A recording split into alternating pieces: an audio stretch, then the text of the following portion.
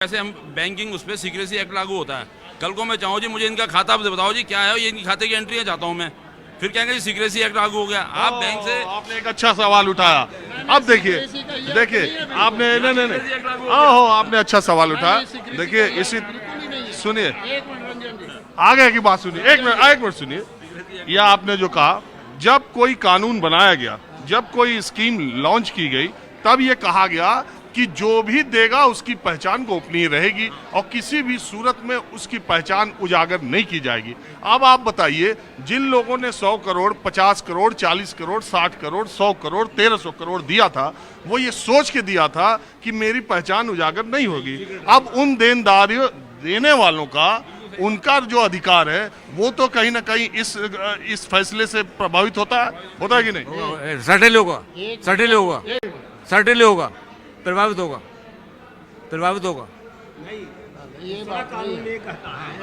जो RTI act है, इसीलिए तो आरटीआई एक्ट की जो सूचना का अधिकार हर नागरिक को है, उसका क्या किया जाएगा? आरटीआई एक्ट में आप गवर्नमेंट की वो तो मांग सकते हो। वो क्या अरे ये जो नहीं मांग सकते। मेरे खाते में क्या ट्रांजेक्शन है? एक बात मेरे खाते में बात क्या सुनिए ना, ट्रांजेक्शन? बात सुनिए ना। बताओ। ये जो आप कर रहे हैं कि अरे बैंक का कानून, हाँ जी, हाँ जी। बैंक का कानून और आरटीआई एक्ट दोनों में अंतर है। तो आप अब मैं बताऊं इसका बात नहीं, अब अरे मैं इसके बताऊं। उसी सुनवाई में सुप्रीम कोर्ट ने कहा कि लोकतंत्र में जनता सर्वोपरि है और जनता का ये राइट है कि वो सारी इंफॉर्मेशन जो उससे जुड़ी हुई है उसको सामने आए।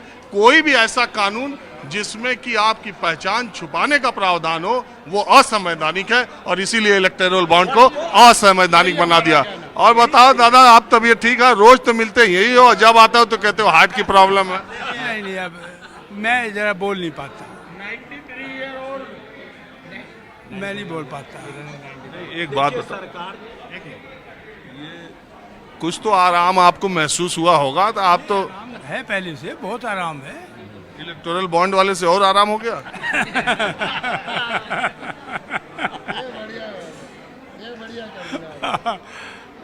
आराम तो होगा, कोई अंदर जाएगा तो। जो चोर बाजारी जिन्होंने की है वो अंदर जाएं। इसमें अंदर जाने वाला चक्कर ही नहीं है। क्यों? आप कैसे जाएगा अंदर? मेरे पास मैं असेट लायबिलिटी साहब कोई तरीका मैं लॉजिक देता हूँ। देखो जी, लूट मचाई है इन्होंने, इसमें तो कोई शक नहीं। आ रही है चीजें, इलेक्ट्रिक बॉन्ड खरीदो, तुम्हारे ईडी भेज के हम खरीदवा रहे हैं। ईडी गई है, उन लोगों ने लिए हैं बॉन्ड। आपकी लिस्ट में आया है नहीं आया? हाँ, जो टॉप 30 देनदारी 30 में 14 ऐसी कंपनियां हैं या ऐसे लोग हैं जिन पर ईडी और सीबीआई की रेड या जांच या ईडी सीबीआई इनकम टैक्स। लेकिन एक बात बताओ, आप ये बताओ, अरे दूसरे लोग भी तो पाए हैं।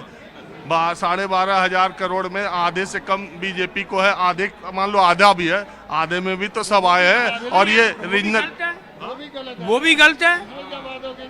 ये थोड़ी है बीजेपी को ही गलत है, सारों को गलत है। तो सभी के लिए जनता कोई तब तो कोई पैसा दो वापिस।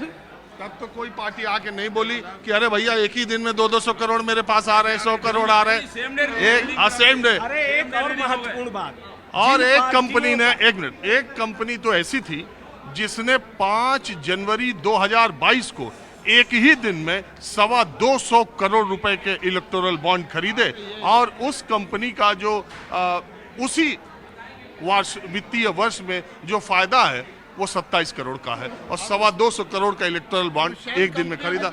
ऐसे फायदा 27 करोड़ और बॉन्ड खरीदा 225 करोड़ एक दिन, और टोटल दिया 400 करोड़ से ज्यादा। तो इसीलिए मैं कह रहा हूँ इसका एक प्राविधान होना चाहिए, जांच का, पूरा जांच होनी चाहिए। अब जरा उधर चलता हो, टेबल के इस तरफ, आपका विचार क्या है इस मामले में? हमें सिर्फ 2 ही चीज़ें समझ नहीं आई कि इसकी टाइमिंग कैसे मिल रही है। अप्रैल में उन्होंने इलेक्टोरल बॉन्ड खरीदे और अप्रैल में उनके यहाँ ईडी की रेड उसके आसपास। दूसरा, जैसे भाई साहब ने कहा सीक्रेसी एक्ट का कोई वो नहीं, मैं भी बैंकर हूँ। सीक्रेसी एक्ट में देश हित में पब्लिक उस इंटरेस्ट में कोई भी सीक्रेट जो है ना वो उजागर किया जा सकता है, ऐसा नहीं है।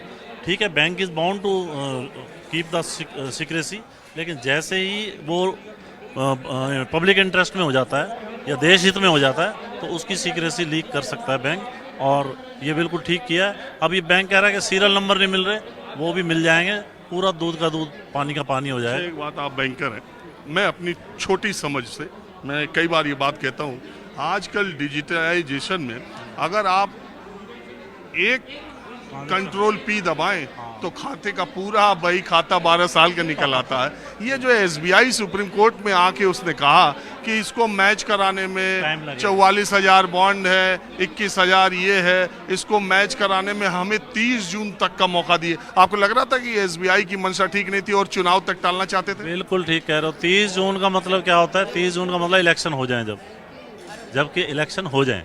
इलेक्शन से पहले सुप्रीम कोर्ट ने कहा तो फिर कैसे दे दिया, और उसके बाद अब मंडे तक का टाइम दिया है, मंडे बैंक क्लोज से पहले वो भी कर देंगे। तो ऐसा नहीं है, जो इन्फॉर्मेशन गवर्नमेंट को दी जा सकती है वो दे देनी चाहिए थी, टाल मटोल नहीं करना चाहिए था। अब सुप्रीम कोर्ट के कहने पे दिया तो उसकी वो मतलब।